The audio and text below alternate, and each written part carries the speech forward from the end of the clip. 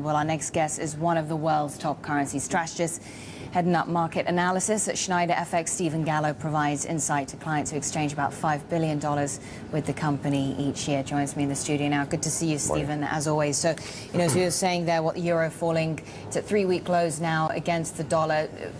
Concerns really there about a possible default, about Greek debt and sustainability? Yes. I think disorderly default and contagion. I think essentially the weakness in the euro and the rise in dollar funding costs for European banks is reflective of the fact that we're now in a situation where the fears of contagion, or indeed the risks of contagion in the euro area, have completely, if not, they've completely and utterly supplanted any of the fiscal risks that were weighing on the dollar, at least for the time being. So the move lower in the euro is very real. It's not just speculative based. It's more to do with not interest rate differentials, but contagion fears, risk of disorderly default, and risk of the crisis spreading throughout the Eurozone. Does this mean that it's likely it'll continue to weaken?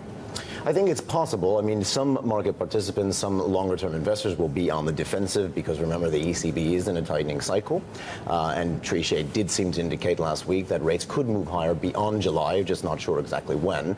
But if we do get into a full-blown catastrophic scenario, as if the scenario wasn't catastrophic already, but if we do move even beyond that to a point where contagion really is being created or happening, then I think it's possible that the euro could fall further, yes, towards that 140 level in euro dollar.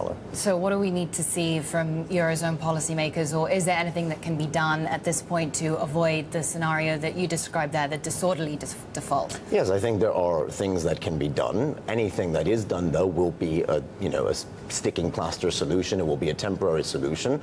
Ultimately, losses are going to have to be swallowed on Greek debt. The default, or call it whatever you want to call it, over the short term or over the medium term is going to happen because Greece can't grow itself out of its mountain of debt that it's in.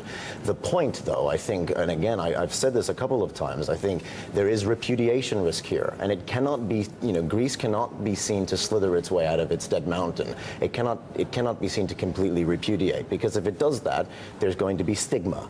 And if there's stigma, it's going to affect how investors view the area on a long-term basis in terms of foreign direct investment, in terms of, investing in euro-denominated securities. I think there should be no debt forgiven until it is evident that the plan for Greece and its economy is being implemented. That is, I think, the bottom line.